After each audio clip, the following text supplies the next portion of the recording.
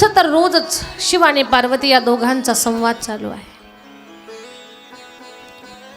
लग्न झाल्यानंतर शिव आणि पार्वती दोघेही धर्मशास्त्राची चर्चा करतात. बरं का, कान देऊ नाही का सगळ्यांनी. लग्न झाल्यानंतर काय करतात? धर्मशास्त्राची चर्चा, अनेक ग्रंथांचं चिंतन, अनेक पुराणावर चर्चा. म्हणूनच आपल्याकडे प्रथा आहे, लग्न झालं की नवीन नवरदेव नवरीला अगोदर कुठे घेऊन जातात? देवधर्म करायला. पंढरपूर, कुलदैवत, आळंदी, देहूत, जेजुरी, खंडोबा राया हे का फिरवतात? त्यांना अगोदर धर्म काढावा. तसं तर अगोदर फार पूर्वी धर्मशास्त्राचं चिंतन करायचे, पण आता अलीकडे जसं माणसाचं आयुष्य कमी होत गेलं, शास्त्राचं ज्ञान माणसाला राहिलं नाही, म्हणून माणसं मनाने जसं येईल तसं वागत राहतात. पण काही गोष्टी जपलेल्या आहेत अजून. देवधर्म करावा, तीर्थक्षेत्रावर जावं. ह्या तीर्थांचं आपल्या जीवनात काय महत्व आहे ते समजून घ्यावं. लग्न झाल्यानंतर शिव आणि पार्वती धर्मशास्त्राची चर्चा करतात.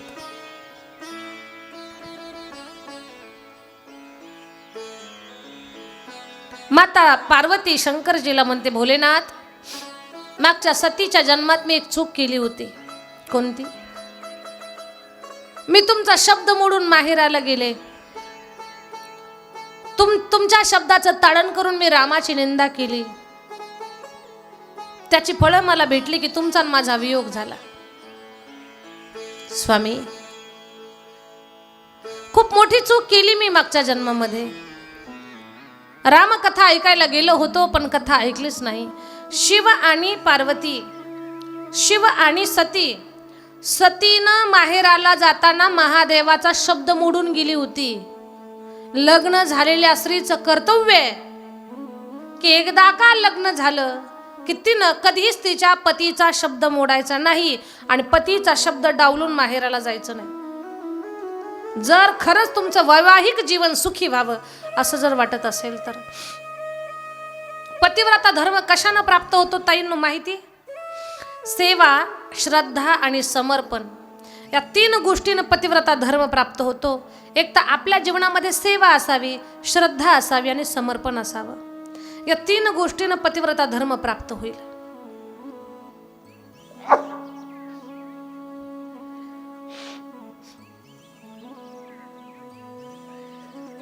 पतिव्रता धर्म असाच नाही प्राप्त होऊ शकत.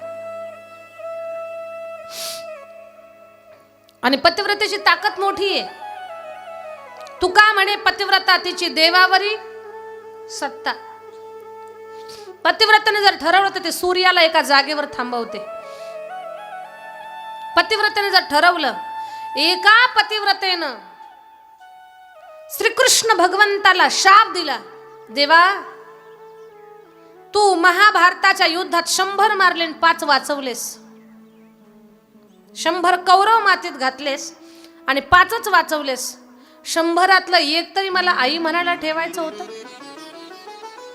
तू माझ्या कुळाचा निर्वंश केला, देवा माझा शाप आहे तुला, तुझ्या सुद्धा कुळाचा निर्वंश होईल.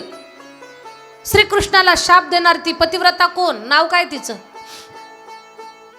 गांधारी. अगदी बरोबर आहे. तुमच्यासाठी टाळी वाजवतो ताई आम्ही की तुम्हाला गांधारी किमान नाव तरी माहिती आहे. शहरात तर काहीच कळत नाही. खेड्यापाड्यात अजून धर्मशास्त्र महिला मंडळ कान देऊन ऐकतात, लक्ष देऊन ऐकतात, त्याचा विचार करतात. त्या गांधारीचं जेव्हा लग्न जमलं ना, तेव्हा तिला कळालं तिचं लग्न अशा पुरुषासोबत जमलंय की त्याला दोन्ही डोळ्यानं दिसत नाही. मग ती म्हटली नाही मला असला आंधळा पती नको म्हणून. हा, ती म्हटली माझ्या पतीला जर जग पाहता येत नाही तर मी सुद्धा जग पाहणार नाही. तिनं पण डोळ्याला पट्टी बांधून घेतली. किती मोठा त्याग आहे बरं हा. काय म्हणते गांधारी? माझ्या पतीला जग पाहता येत नाही, मी सुद्धा पाहणार नाही. घेतली आणि पट्टी बांधली डोळ्यावर. लोहगाव, माझ्या ताईंना तुम्ही सुद्धा संकल्प करायचा आहे. कसला? माझ्या मालकाला साखर आहे, त्यांना गुलाबजामुन खाता येत नाही, मी सुद्धा खाणार. गुरुजी नाही सुद्धा म्हणत नाही. त्या काय करतोय आपण आपले तर जामून खातोच, पण त्यांना म्हणतो बाप्याचा बाप तुम्ही खाऊ नका, साखर वाढा, राहणार इकडं मीच खाते. पतिव्रता धर्म असा कसा प्राप्त होणार? ज्या बाईला पतिव्रता धर्म प्राप्त करून घ्यायचा आहे ना, पतिव्रतेचं व्रत आहे, तो धर्म जिला प्राप्त करून घ्यायचा आहे ना, तिनं पतीचा शब्द कधी मोडायचा नाही. सेवा, श्रद्धा आणि समर्पण या 3 गोष्टी तिच्याकडे पाहिजे. महादेव म्हणतात नको जाऊ, तरी शब्द मोडून गेली सती माता. परिणाम काय झाला? शिव आणि सती दोघांचा वियोग झाला. मग माता पार्वतीच्या लक्षात येते या सगळ्या गोष्टी. माता पार्वती म्हणतात स्वामी मी खूप मोठी चूक केली बरं, मला मागच्या जन्मातला आठवतंय, मी तुमचा शब्द मोडला, आता मला शब्द नाही मोडायचा.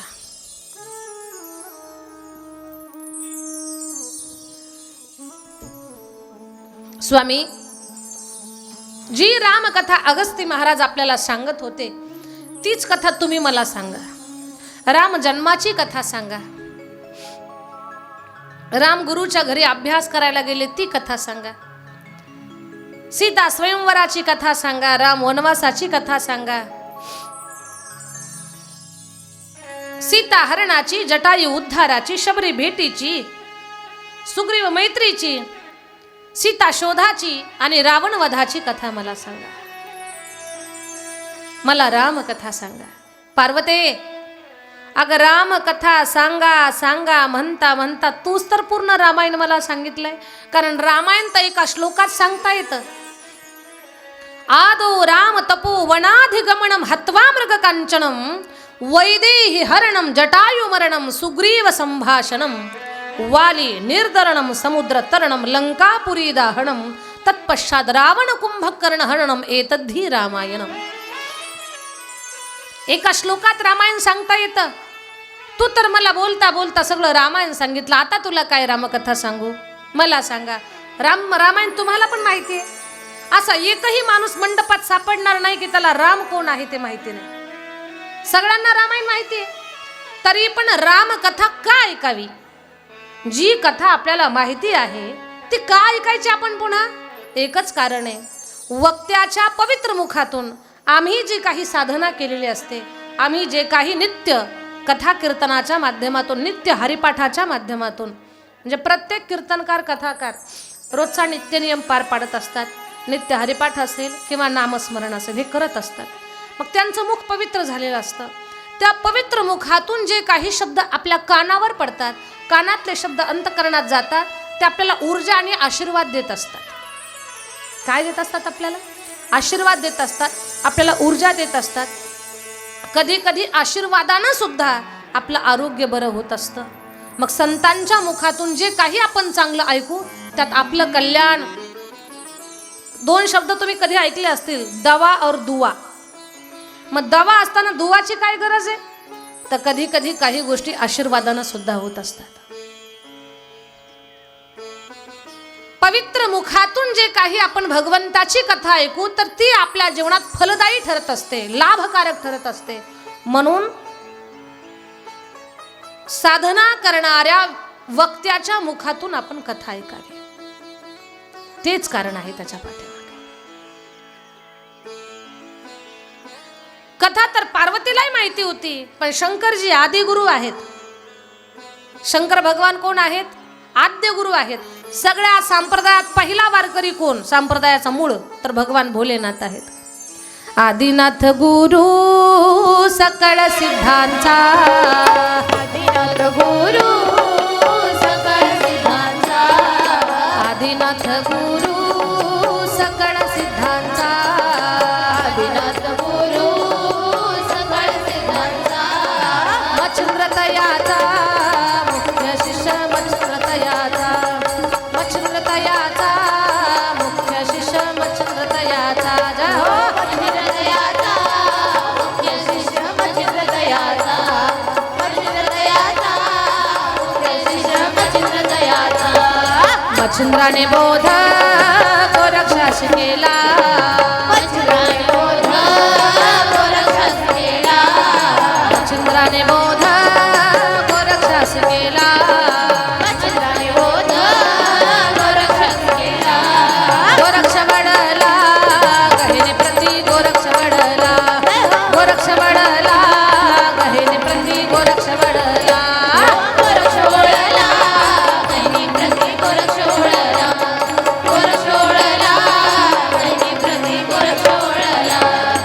कहेनी प्रसादे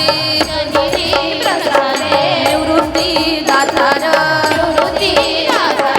ज्ञानदेवा सार चौधरी ज्ञानदेवा सार चौधरी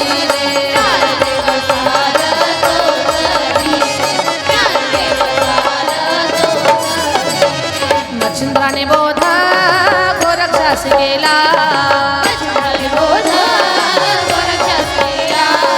मच्छिंद्राने बोध गोरक्षास केला गोरक्ष वळला गहिनी प्रती गोरक्ष वळला गोरक्ष वळला गहिनी प्रती गोरक्ष वळला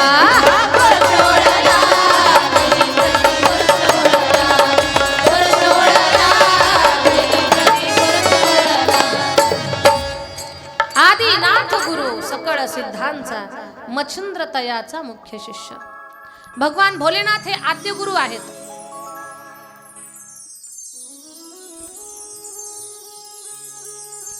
त्यांच्या वाणीचं तप फार मोठं आहे. म्हणून भोलेनाथ तुमच्या मुखातून मला कथा ऐकायची, तुम्हीच कथा सांगा, मी ऐकते. मला भले माहिती आहे, पण पुण्य प्राप्त व्हावं, मला माझं अंतकरण पवित्र व्हावं, शुद्ध व्हावं, मला आशीर्वाद मिळावा, म्हणून तुम्हीच मला कथा सांगा.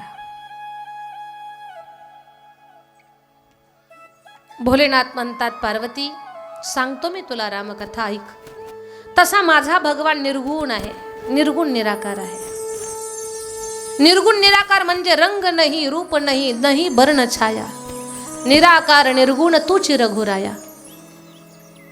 जो पायाविना चालतो, मुखाविना बोलतो, हाताविना कार्य करतो, असा भगवान.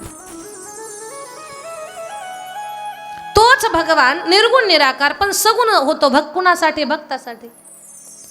माझं बोलणं निगुण निर्गुण आणि सगुण या दोन गोष्टीतला फरक काढावा म्हणून तुम्हाला सोपं सांगते. पाण्याला रंग आहे. लोहगाव झोपल्या का काय? पाण्याला रंग आहे का? मागच्या मावशा रंग आहे का? हात आहेत का तुम्हाला? असं असं तरी करा, काहीतरी सांगा मला. पाण्याला रंग आहे? नाही. पाणी तेरा रंग कैसा जिसमें मिलाया वैसा. ज्याच्यामध्ये मला मिसळवताल मी तसाच आहे. पाण्याला रंग नाही. पाण्याला आकार आहे का? आकार नाही. म्हणजे निर्गुणत्वाचं उदाहरण तुम्हाला निर्गुण कसं आहे तर पाण्याला रंग नाही, रूप नाही. पण हेच पाणी वाटीमध्ये भरा आणि फ्रीजमध्ये ठेवा. पाणी काय करायचं? वाटीत भरायचं, फ्रीजमध्ये ठेवायचं. त्याचा काय होतो? आकार येतो की नाही? त्याला रंग पण येतो त्याला. बरं, पाणी काहीच क्रिया केली नाही, आपण उचलून फ्रीजमध्ये ठेवलं, त्याचा बर्फ तयार झाला, म्हणजे पाण्याचं ते काय झालं? सगुण रूप. तसं भगवंताचं निर्गुण रूप आहे आणि हा भगवान भक्तासाठी अवतार धारण करतो, सगुण रूप धारण करतो.